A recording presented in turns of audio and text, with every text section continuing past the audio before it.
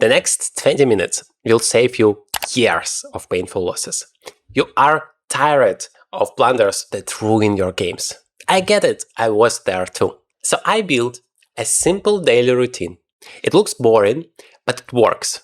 And it's the same one that got me to the International Master title and helped hundreds of my club level students to finally improve their chess after being stuck for years. Just 20 minutes a day and you stop throwing away games that you should have won. I'm gonna show you 5 puzzles and share with you my entire calculation system so that you can grab and use it yourself. The key is to have at least 20 minutes per day of deliberate practice solving high quality puzzles using the CCTA system. 500 elo puzzle, and I really hope I don't need to ask you to pause the video and find the best move for white here. But it's a cool basic example to start showing you how to use the system the right way. Imagine you're in a dark room and you're trying to find something. It feels impossible, right?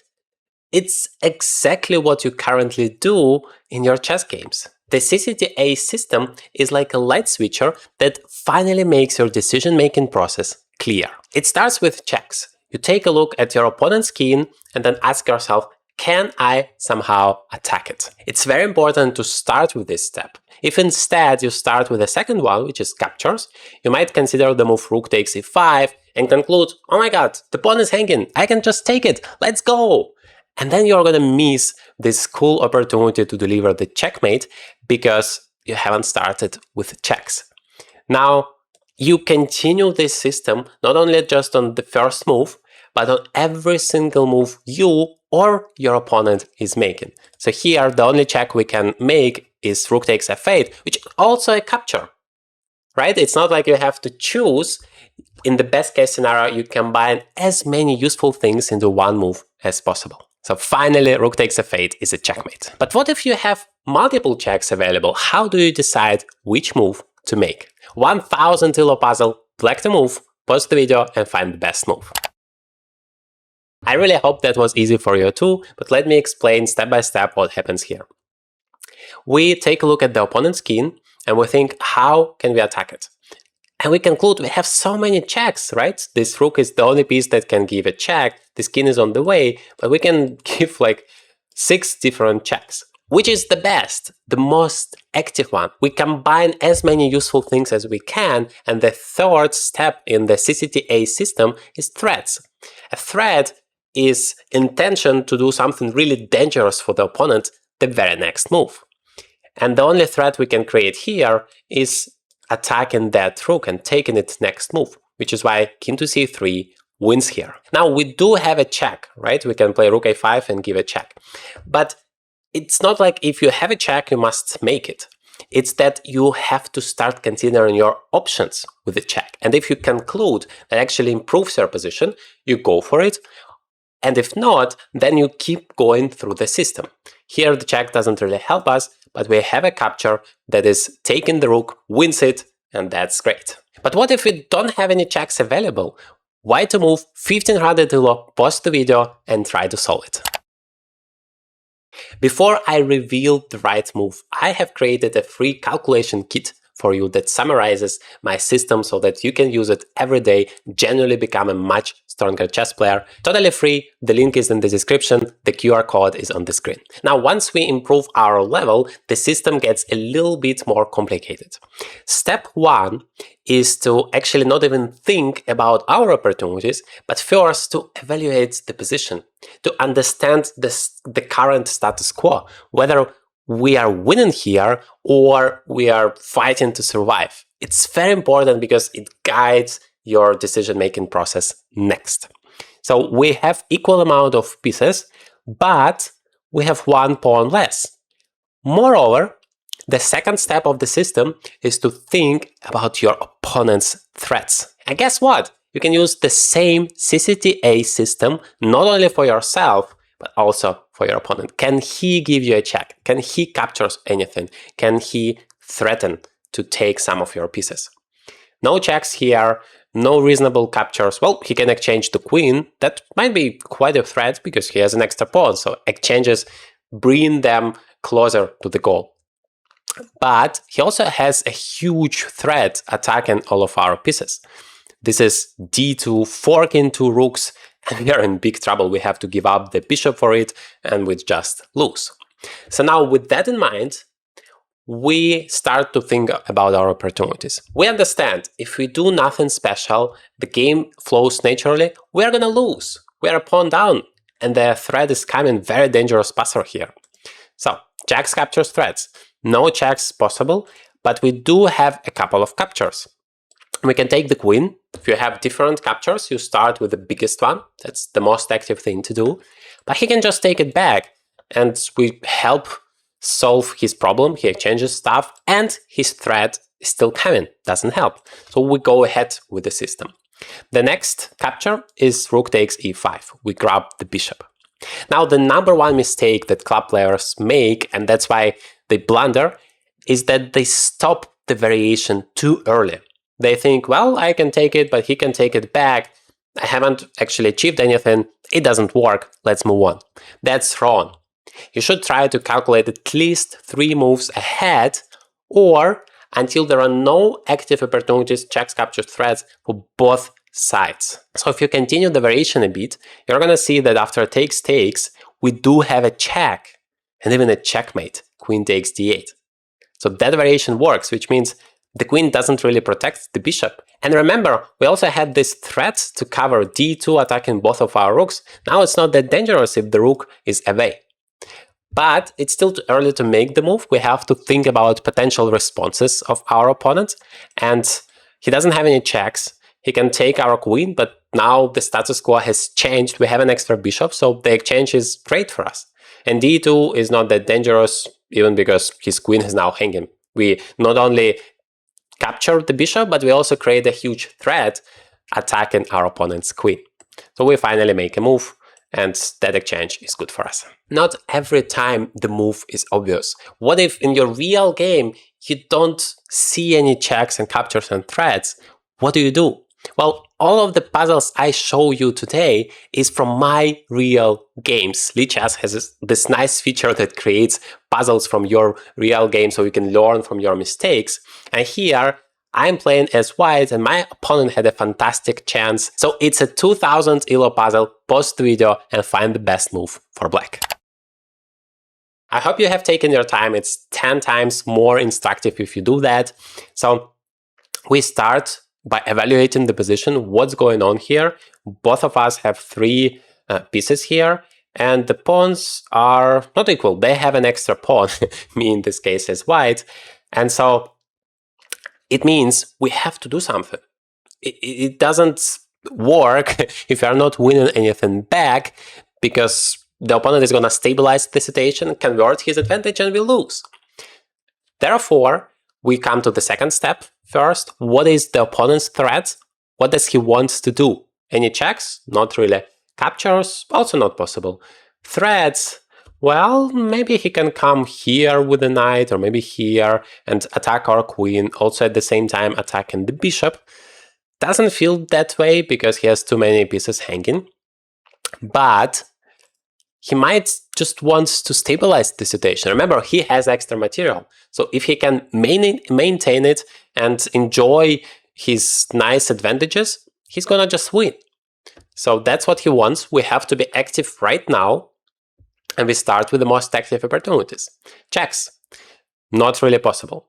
Captures. Yes, we do have a capture. Bishop takes e4. Knight takes f2 and knight takes h2. Well, those two are simple to disregard because afterwards you ask yourself a question. Do I have a good follow-up? Don't just think, oh, it's protected, I don't care. No, if you have a good follow-up, it can actually work. But that's not the case here. After knight takes, rook takes, nothing I can imagine. Knight takes, king takes, same stuff. But bishop c4 is more interesting. It not only takes the pawn, but also attacks the queen and the rook behind that. If you can combine in just one move a check, a capture, multiple threats, as well as stopping your opponent from doing what he wants to do, that's fantastic. You don't have to choose. Bishop c4 is not a check, but creating a huge problem for the opponent. Now we have to consider our opponent's moves, and we always start with the most active ones. And of course, that would not be to go backwards with the queen, that would be to take our bishop, because no checks are available. So he has two ways to do that, with the queen and with the pawn. And we have to check both of those. Queen takes, bishop takes, queen takes. Now we start in our mind the system from the very beginning. We do not just keep going with captures. Maybe some new checks have appeared. In this case, it's not possible, but we do have a capture, major one, taking the queen. Again, not the end of the variation. Don't stop there. Don't think he just takes it back. I lost my bishop. It doesn't work. No, keep going. Do you have any checks and captures afterwards? And yes, the checks are not possible, but we have a capture. The pawn is no longer there. We grab that bishop. So we won a pawn.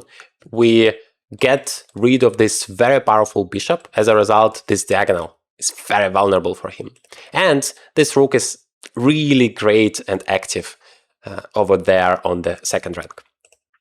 Still, too early to make a move. We have to consider next opportunity for our opponents to take immediately with the pawn, but that doesn't really change anything because we take the bishop, same position with the queens on the board, still good for us. Any counter threats he can create? Not really, because the entire queen is hanging. He needs to attack our queen, but because there are a lot of threats we have created, it doesn't really work. And if the queen goes away somewhere, maybe creating a counter threat, also doesn't feel strong enough. We attack the rook, we are gonna take it, he's in trouble. Therefore, we can conclude that the move works and we win. The system is not gonna work for you if you do not understand the next step. So pause the video and do your best to find the best move for black. I hope you did your job. Let me walk you through the exact steps to solve this puzzle so you can always use it in your games. First of all, we evaluate the position. We have the same amount of pieces, but our opponent has an extra pawn here, which means, again, he's doing great and we have to do something about it. Otherwise, we are going to be miserable. Next, we use the wow system. Wow does not mean to think how great you are at chess and that you're going to find all the best moves. Wow means what opponent wants. And again, we use the CCTA system for that. Doesn't have any checks, but he can capture this pawn on b6. And that is really annoying. The bishop would be very active, new weaknesses, 2 pawns down. We don't want that. With that in mind, we now start thinking about our opportunities, checks, captures, threats, active moves. Why it's so important? Because if there is a cool opportunity for ourselves, a really good move, a huge chances it's going to be one of those. An active move is basically going forward and actually applying this mindset that you have to think active first. So many of my students play too passively, and that is why they lose their games at club level. So we want to give a check, not possible, capture something. Well, we can capture this knight. How many attackers do we have? 2 against 2. Generally, you need to have at least 1 more than your opponent to be able to take it. So that doesn't work. He's going to take back with the queen, and afterwards we don't have a good follow-up. But the idea is still very interesting. This knight is the most vulnerable piece in our opponent's camp. You always take a look at his pieces when you think about the threats you can create and ask yourself which pieces can potentially be attacked. And this knight definitely gets our attention. The way to attack it would be either to create a new threat, right, to add more attackers, or to remove one of the defenders, because then we are going to have +1. We would be able to win the knight. How can we do that? Well, we can attack the knight once again, but it doesn't feel that dangerous because he can just escape. Well, not like that, right? Because the rook is going to be hanging. So maybe he can just defend, like I mentioned, the move f5, very stable, and now the knight is rock solid there. We cannot really do anything. Also, bishop c8 is a very passive move. It's going backwards.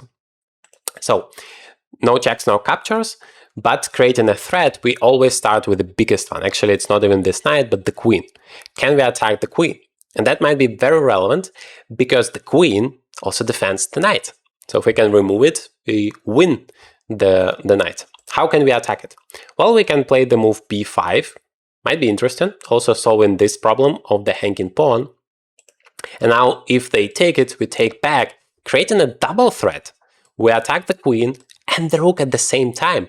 Feels amazing, right? But the key mistake that most club level players make at this point is just to stop calculating and assume the most obvious move from their opponent. It's wrong, because your opponent is not stupid. He wants to make the best possible move, which is not to open up your monster here on b7.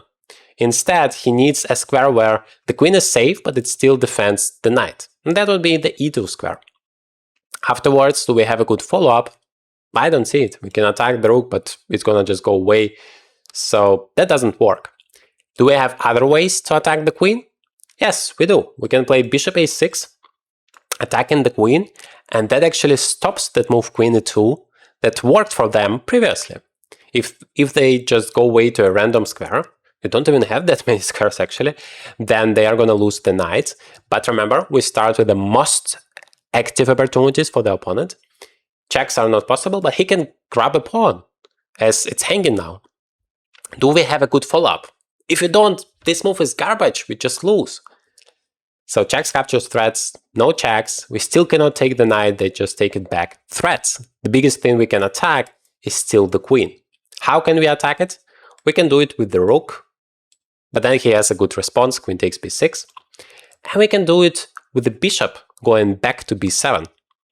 And before you think it doesn't make any sense to go back and forth, always think what has changed in the position. And what has changed is that this pawn is no longer there, which means the entire diagonal is free, and we attack that rook. And the rook is also a defender for the knight, so if we remove that, we win the knight. So we think about our opponent's opportunities. His queen is hanging. He cannot really create a dangerous enough counter threat, like attacking our queen. We just take it and then grab that rook, or anyhow attack the queen with the knights. No good squares, we always take it.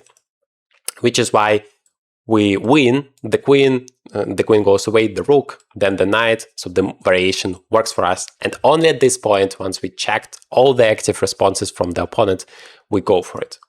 Queen takes, bishop b7. Yeah, and at this point, there is not much he can do. If he takes here, we just grab the rook. If he goes backwards, we take here. Now we have grabbed an entire rook, and if he takes back, we just take it. So here you have it. Take 20 minutes of your time per day to train your decision-making process using the CCTA and WOW systems. But the question is, how do you actually apply these systems to your real games when the time is ticking and you feel all the pressure? Well, in this video, I share with you the entire real game system. Don't forget to grab the free calculation kit. The link is in the description.